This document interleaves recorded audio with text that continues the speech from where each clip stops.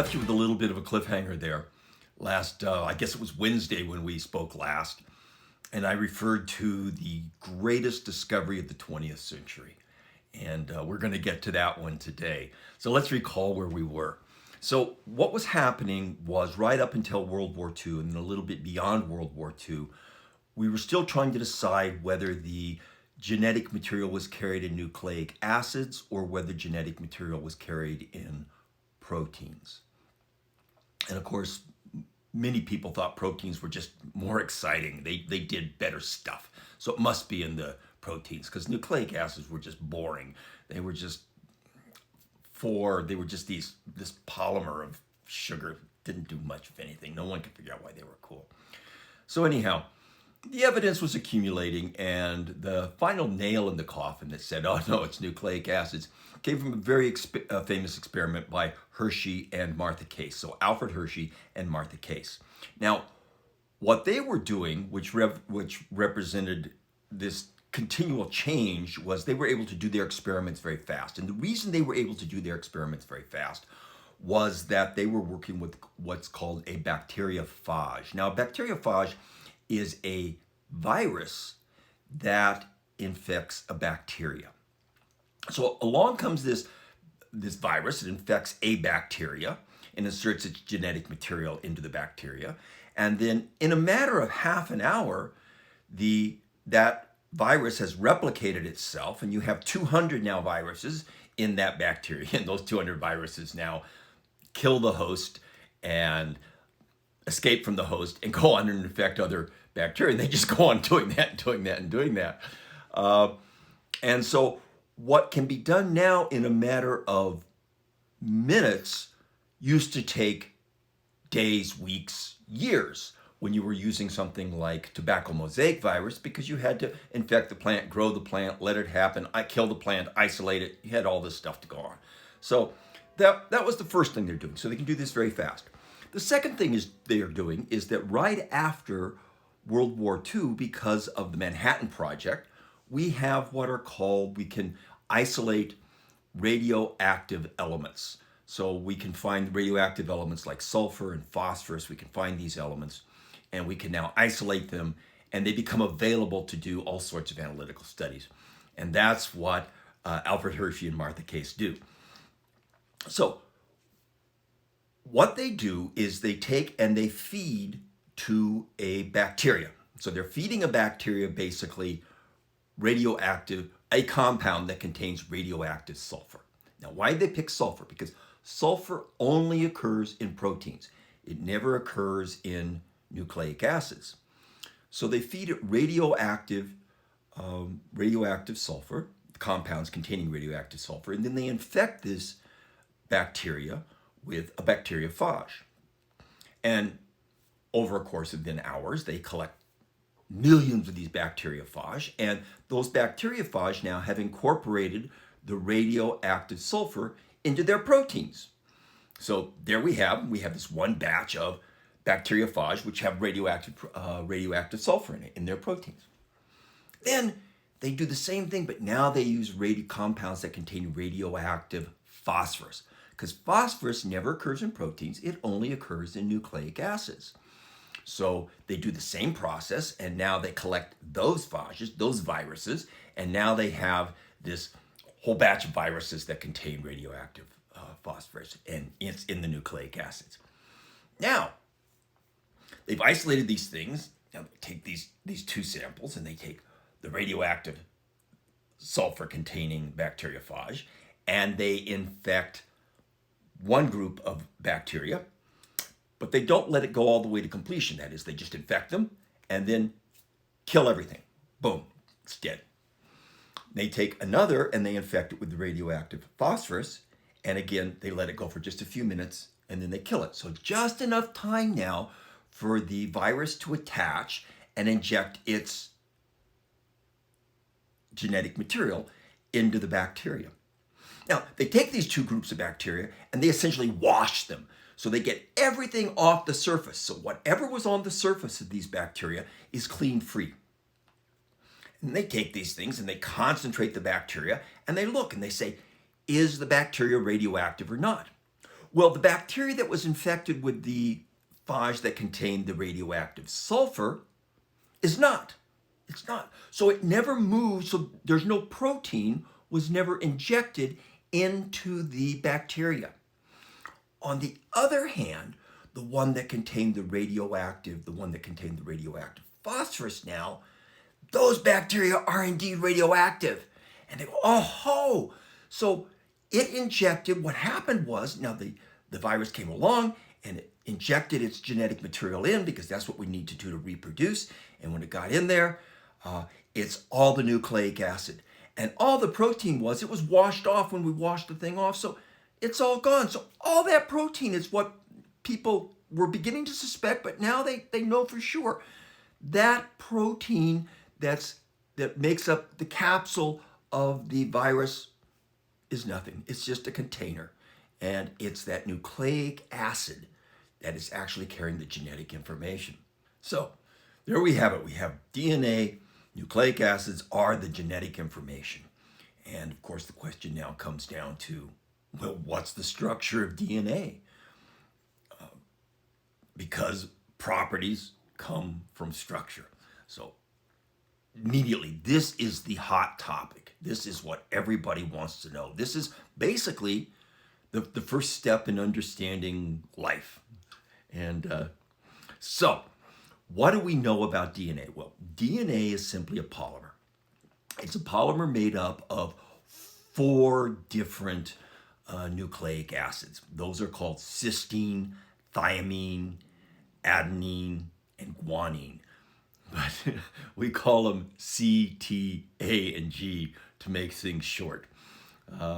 So that's all they are. It's like a necklace. You have 4 different kind of beads you can put on this necklace. A C bead, a T bead, an A bead, and a G bead. And that's all you can put on it. You can put them all together, and you've got this long necklace of C, T, A, G.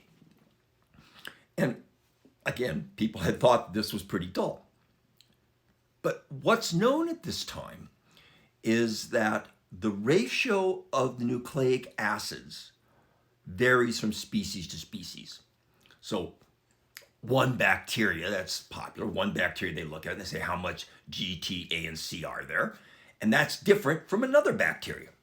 But every single bacteria of the same species has the same amount of G, T, C, and A. So it varies from species to species, but not between individuals. However, there's something fascinating. The amount of A always equals the amount of T. And the amount of G always equals the amount of C. So if you have some species that has this amount of C, you go, oh, then it's going to have this amount of G. And if you have some species that has this amount of T, then it's going to have this amount of A. And this is fascinating, and it's one of the things that you have to explain for the structure. Now, while everybody is out doing this search, including people like Linus Pauling, and you guys may remember that Linus Pauling was the Nobel laureate in chemistry who gave Sheckman such a hard time for discovering quasicrystals. But anyhow, and he's a huge name, but everybody at the time is saying, what is the structure of DNA? It boils down to, though everybody's doing it, 2 groups are really significant here. They're the ones who, between them, basically crack the problem. Now, the first group involves a scientist by the name of Maurice Wilkins and his colleague, Rosalind Franklin. Now, Maurice Wilkins was a physicist during World War II. He was a physicist, and during World War II, he worked on things like improving radar screens, and he worked on isotope separation at the Manhattan Project. So he was very familiar with these things. Now, at the end of the war, he moved to King College London. And at that time, the British government is just pouring a lot of money into various things to, basically, they've said, hey, scientists are useful people to have around. They helped us win the war. So we really want to keep these guys around and keep them happy and see what they can do, and just in case we need them again at some time. And what can they do when they're not fighting war? So they're pouring money into various research projects, and one of them is at King College London. And that's where Wilkins goes because he wants to tackle this problem of DNA. And the way he's going to tackle the problem is he's going to use X-ray diffraction. Now, at the same time, roughly the same time, his colleague Rosalind Franklin goes there, and she becomes his colleague when she goes there. And this is an interesting story, and it's a bumpy road. They don't get along well, and it's an interesting story to go look at. But for our purposes, it's not really that important. But it is a fascinating story, and you should take a look at it. But nonetheless, Wilkins, in his early work, he's trying to do X-ray diffraction on DNA, and what he needs is high purity DNA, and it needs to be crystalline, or as much crystalline as he can get it. And he's looking at various things, and the best thing he finds to look at is squid sperm. So using squid sperm, he kind of is doing X-ray diffraction on the DNA he isolates from these systems, and he begins to think that the DNA is helical.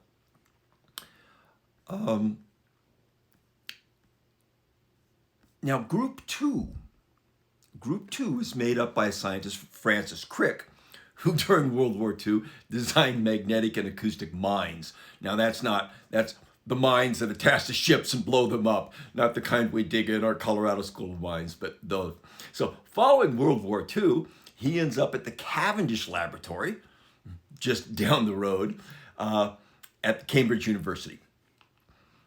Now, his colleague, James Watson, arrives at the Cavendish Laboratory in 1950. When he was just 22 years old. Can you imagine that? He's just 22 years old, and he arrives at the Cavendish Laboratory, and he begins working with Crick. So Crick and Watson, their fundamental approach was they were going to build molecular models. Now, these are the kind of things, I think you might have done some of these where you take little blocks and hook them together in the correct arrangement. So carbon has 4 different bonds at tetrahedral angles, and you hook these things together. And if you go into, not so much now, but 20, 30 years ago, if you went into a really good department where they had lots of these things available, you could pull these things off the shelf and start hooking them together.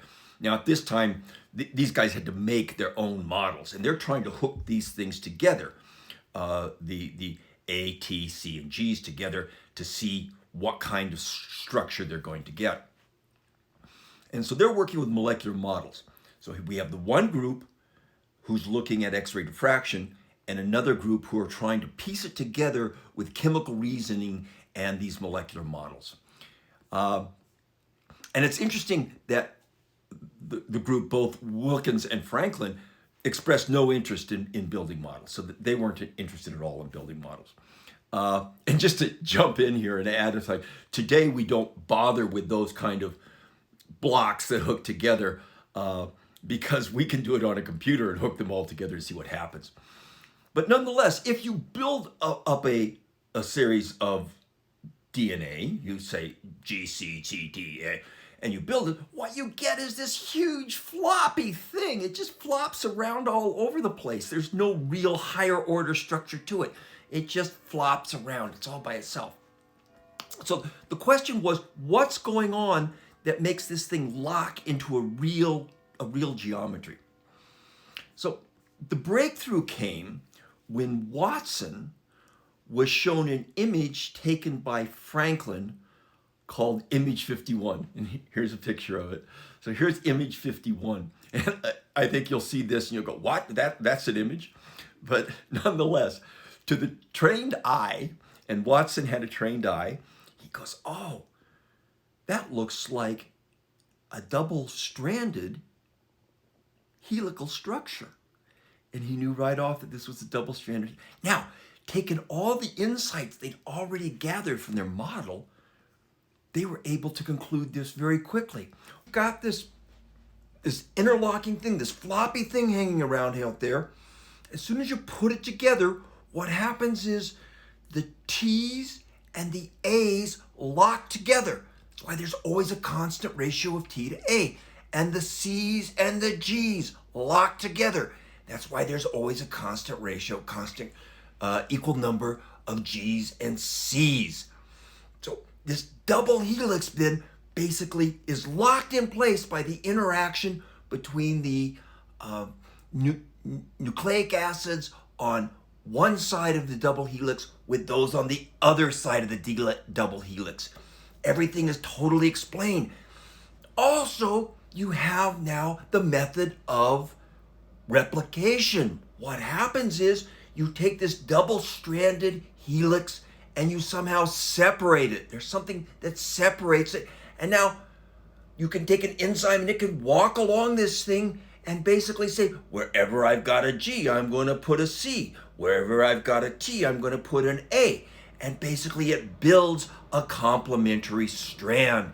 And so here with reproduction, you can split these things up, build complementary strands, reform the double helix, and off they go.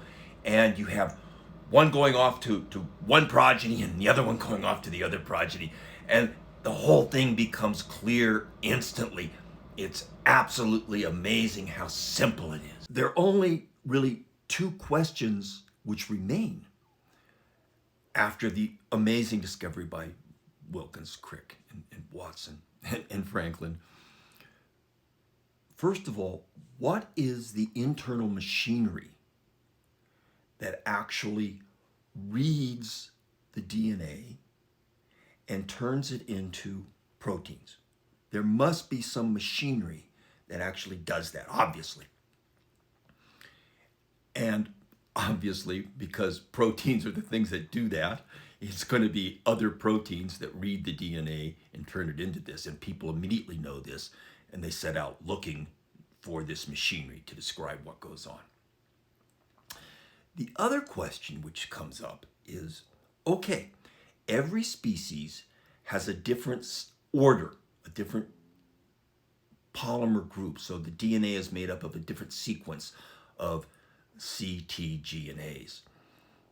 So those code for particular amino acids. It puts them together in particular ways. So the next question is, what's the code? What is the particular combination of these 4 letters in the genetic code that give rise to hooking together these 22 different amino acids into the infinite possibility of proteins? So those are the 2 questions that remain. And obviously, we're going to talk about those in our next house calls on Wednesday.